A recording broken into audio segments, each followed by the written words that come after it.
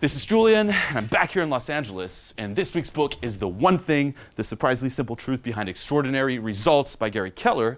And the idea here is that big success comes when you do a few things well versus dabbling around, getting lost trying to do too much, and in the end, accomplishing too little. Okay, you only have so much time and energy, so when you spread yourself out, you end up spread thin, and extraordinary results are directly determined by how narrow you make your focus. Okay, and the key here is to go as small as possible and narrow it down to one thing. That's the title of this book. Okay, now, as a little side note too, if you resonate with a lot of the ideas here, I highly recommend checking out the video that I made on Busy, How to Thrive in a World of Too Much by Tony Crabb, as it touches on similar ideas, similar concepts.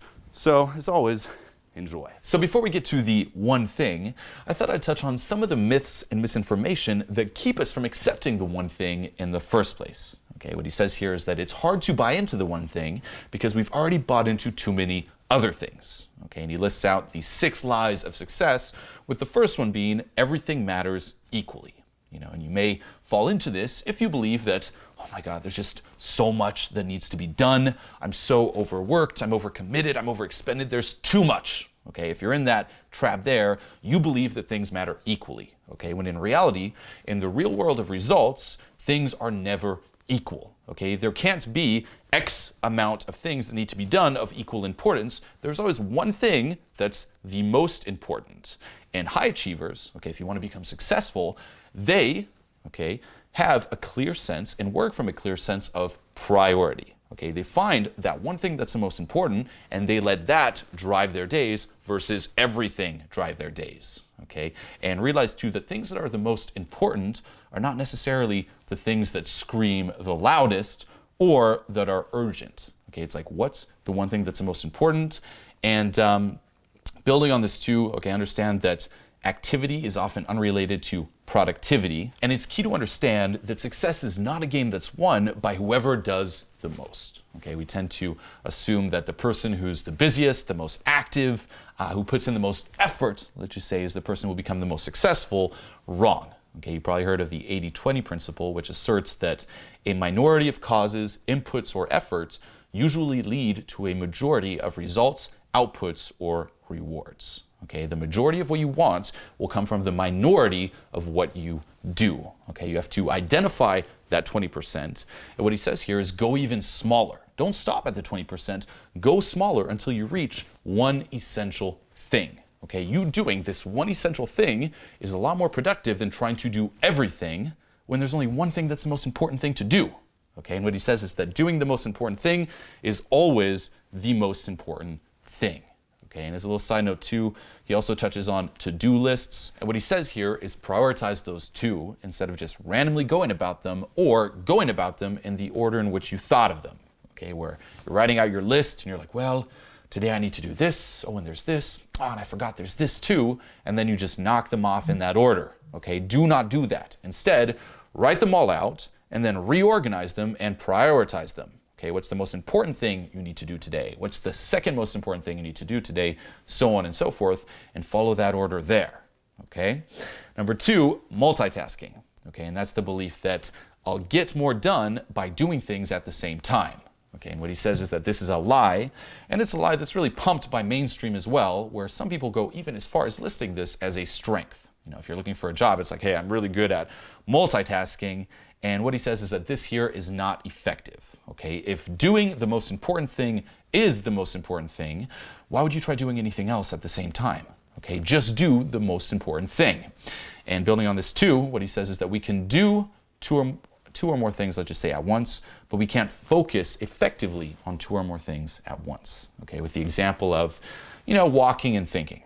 If I ask you, hey, can you walk and think effectively at the same time? The answer is yes. Okay, because you're doing 2 different things. It's 2 different channels, let's just say. But can you focus on 2 things effectively at the same time? No, because it's the same channel. Okay, it's the focus. And he talks about interrupted workflow versus focused workflow. And multitasking doesn't save time, it wastes time. Okay, you're bouncing back and forth. And depending on the complexity of your tasks, it's oftentimes impossible to just easily jump back and forth. It always takes time to start a new task and restart the one you quit, and there's no guarantee that you'll ever pick it up exactly where you left it off. And in terms of task switching as well, some of the points he lists out here are: 1, there is just so much brain capability at any one time. You can divide it as much as you want, but you will pay the price in time and effectiveness. 2, the more time you spend switching from task to task, the less likely you are to get back to your original task, and this is how loose ends pile up. 3, bounce between one activity and another, and you will lose time as your brain reorients itself to the new task. 4, chronic multitaskers develop a distorted sense of how long it takes to do things, and they always believe tasks take longer to complete than is actually required. 5, multitaskers make more mistakes than non-multitaskers. Okay, they make poor decisions, they favor new information versus old information. And lastly, 6, multitaskers experience more life-reducing happiness, squelching stress. Okay, it's not as fun, you're in constant stress, you're always switching your focus back and forth. So don't multitask. Number 3, a disciplined life, and that is the belief that I need to be a more disciplined person. Okay, and I've definitely fallen into this one where I look at people who are successful and I'm like, oh my God, how can they just hold themselves to those standards all the time? Why am I not disciplined? I need to be more disciplined. And what he says here is that you don't need to be more disciplined than you are right now. You just need to direct and manage it better. Okay, so what does that mean? Success is not a marathon of disciplined action. Success is actually a short race, a sprint fueled by discipline, just long enough for habit to kick in and take over. Okay, you don't need more discipline to do something that isn't being done. You need the habit of doing it, and you need just enough discipline to build that habit. Okay, so when you see someone who seems disciplined, like you look at someone who's successful and you're like, oh man, they're doing all the right things, they're taking right action, they're on top of their shit, they're not being disciplined, they've just used enough discipline to, guess what, build all the right habits. Okay, they don't have more discipline than you have right now. In reality, their life is probably pretty chill, but all those things that require you to be disciplined, it's a habit for them. Okay, and your job is to build those right habits. Okay, success is about doing one right thing, not about doing everything right. Choose the right habit and bring enough discipline to establish it, and then move on to the next one, and the next one, and the next one. Okay, and in terms of building habits, what he says is that on average, it takes 66 days to form a habit. And just build one, one at a time. Focus on one now, get it done. Focus on the next one, get it done.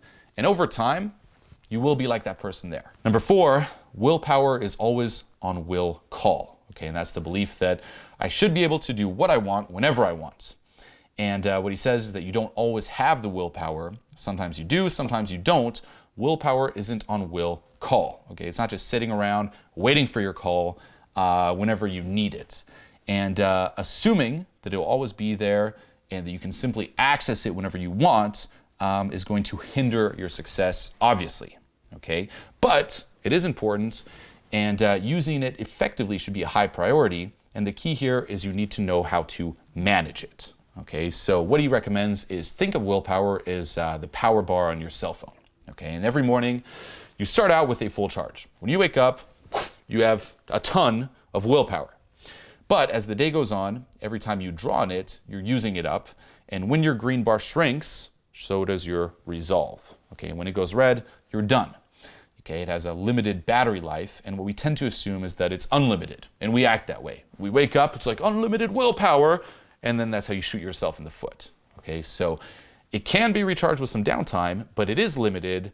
It's limited but renewable. Let's just say that, and it must be managed, and your job is to know how to manage it. Start thinking about it, pay attention to it and respect it. Okay, be aware too of what drains or taxes your willpower. Okay, he has a list here where, for example, implementing new behaviors. Okay, that draws on your reserve.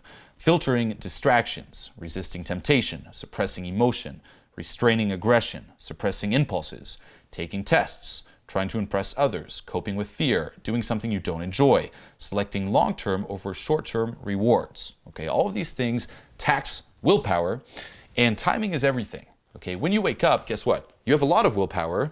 Do your most important thing then, okay, while it's still high.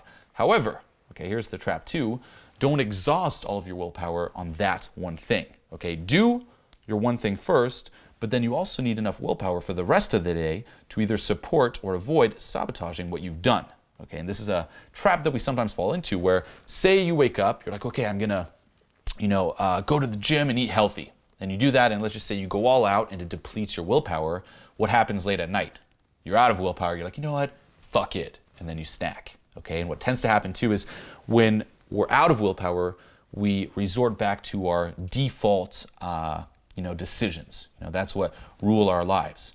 And what he says is that default will define your level of achievement when you're out of willpower, and average is often the result. Number 5, a balanced life. It's like, I need more balance in my life. That's what's missing. That's why I become successful.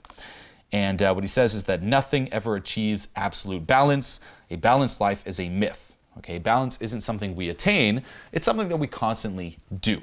Okay, and the desire for balance makes sense. It's like, I wish there was just enough time for everything and everything to be done in time. We just know that's the way life was meant to be, but it's not. Okay, life is not beautiful and nice and perfect and everything goes in its place.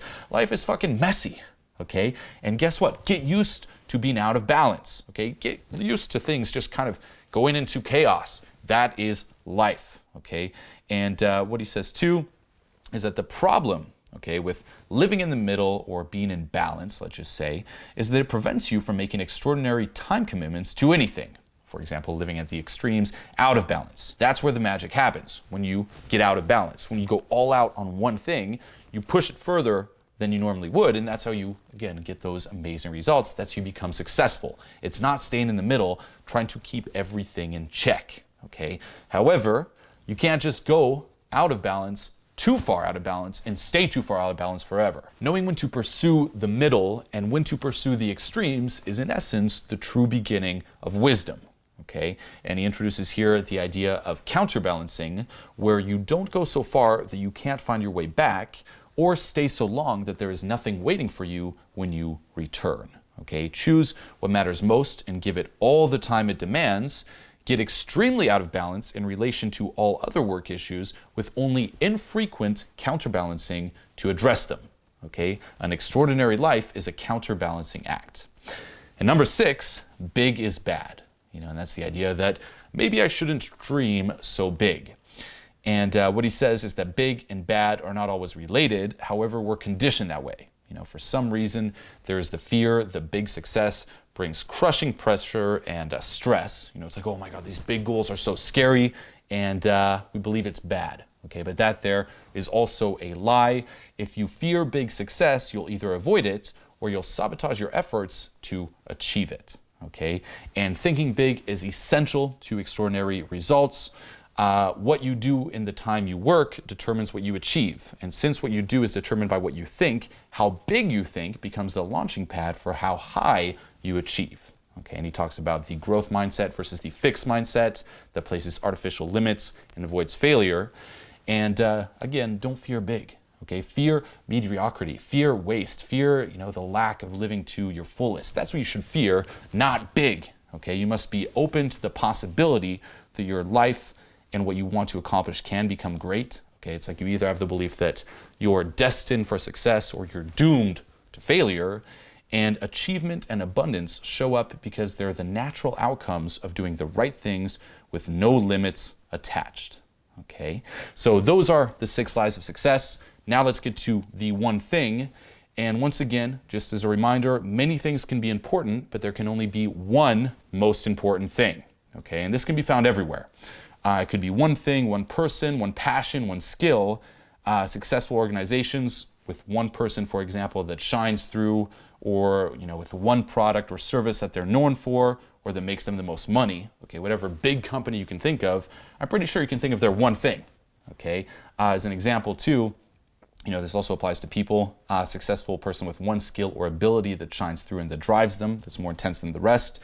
And if you take me as an example, my one thing is, let's just say success with women.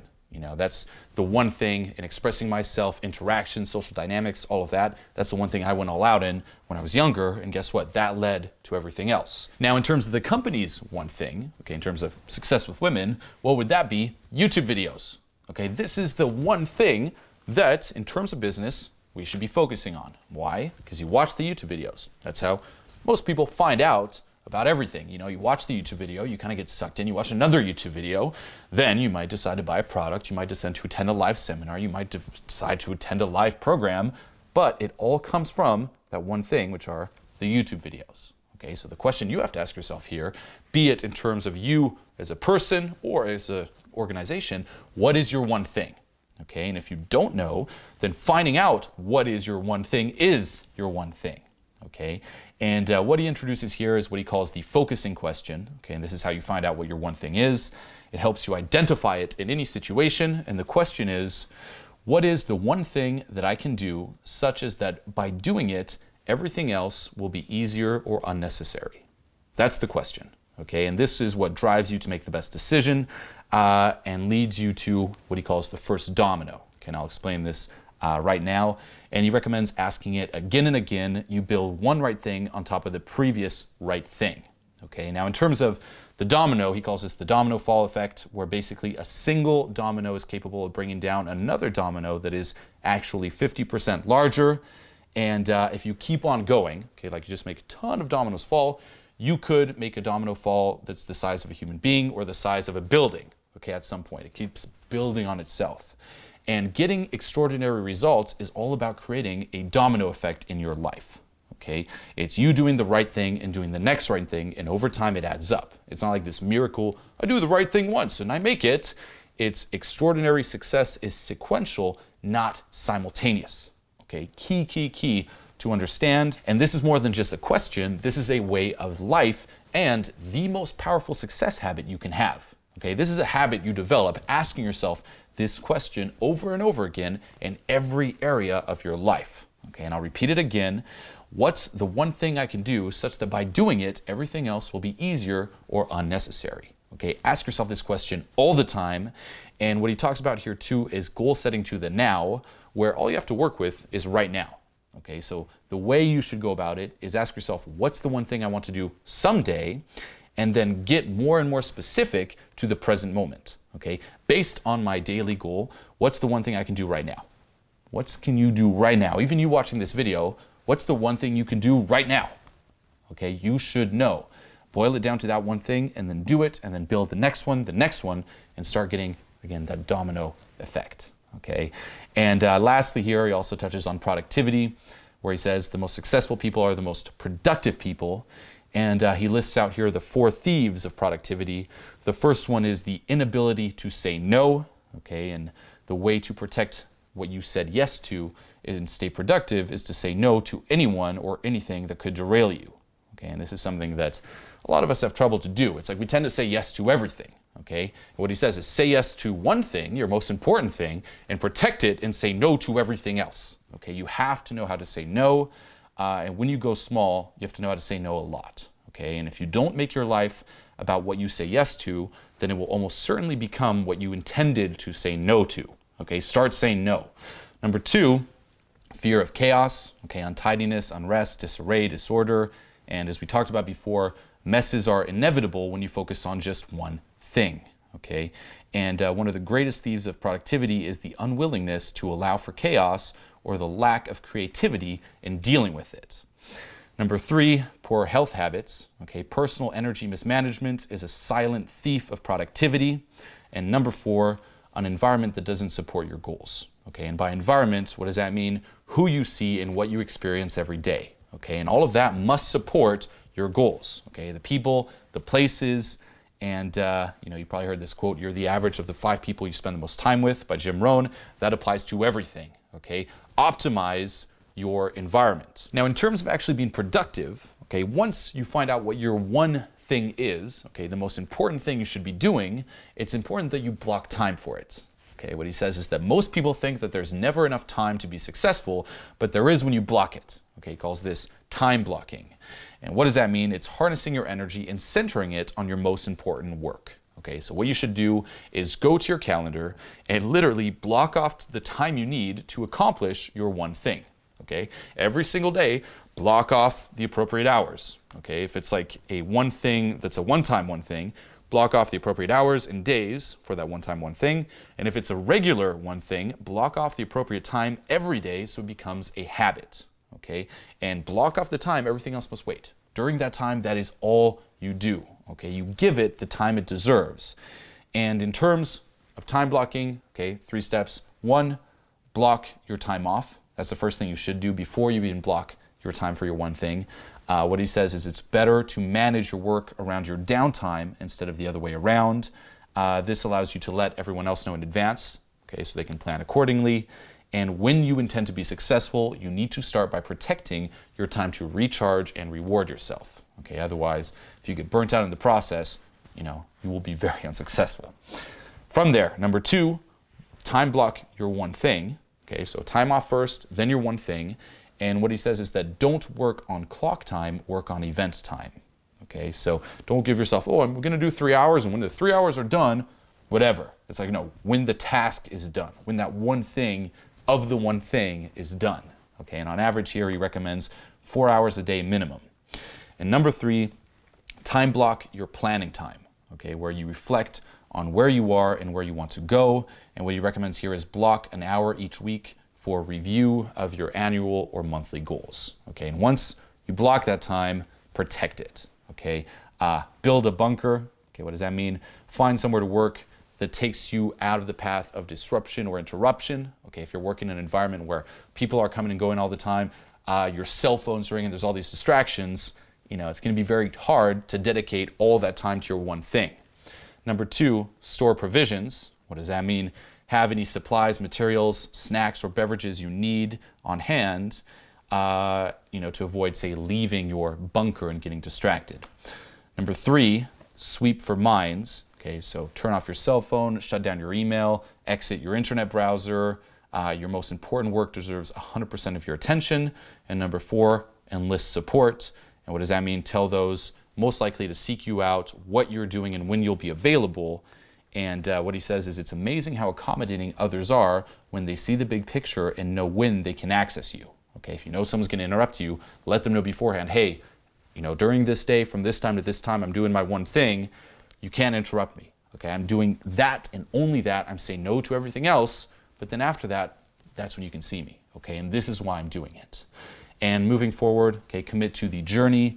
He talks about 3 commitments. 1, you must adopt the mindset of someone seeking mastery. Okay, and again, mastery is a path you go down. It's not a destination you arrive at. It's a way of thinking, acting, and a journey you experience. Okay, we become masters of what is behind us and apprentices of what is ahead. It never ends. So commit to mastery. Number 2, commit to continually seeking the very best ways of doing things, moving from E to P. Okay, entrepreneurial to purposeful. And what does that mean? It's not only doing the best you can do, but also doing it the best it can be done. Okay, and he talks about entrepreneurial, which is our natural approach to things, where no matter what the task is, our natural approach will always have a ceiling of achievement. And what he says is switch from that to a purposeful approach, and when you're going about it that way there, the ceiling of achievement must be challenged. Okay, and this requires you to try different approaches. When you hit the ceiling, look for new models, new systems. There are no limits to what you do, whatever it takes, versus just going about it naturally and stopping when it's good enough, or stopping at your plateau. This is the max I can do.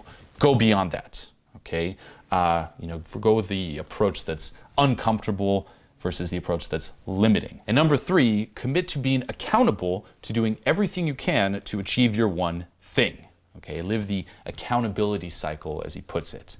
And what I really like in this point here is find an accountability partner. Okay, that's someone who can provide frank, objective feedback on your performance, who can create an ongoing expectation for productive progress, and who can provide critical brainstorming or even expertise when needed. Okay, so figure out what your one thing is, block time for it, and then hold yourself accountable. Find ways to hold yourself accountable. Share that information with your accountability partner. Make that person check up on you so you know you're going to do it. Okay, I do this with everything. I did it in terms of success with women. I do it in business. I have calls with people I work with where we all hold ourselves accountable, and I recommend you do it too. Okay, and the more you do it, the more you live this cycle as well. You will start being the author of your life versus the victim. Okay, accountable versus unaccountable. And the more likely, whenever you encounter adversity, the more likely, being accountable will become your automatic answer. And instead of just being a victim to the adversity, you start getting creative and you start dealing with it. Okay, so these here are the big takeaways from this book. If you loved them, if you resonated with them, check it out. And as always, read the comments here below for next week's book. Until next time.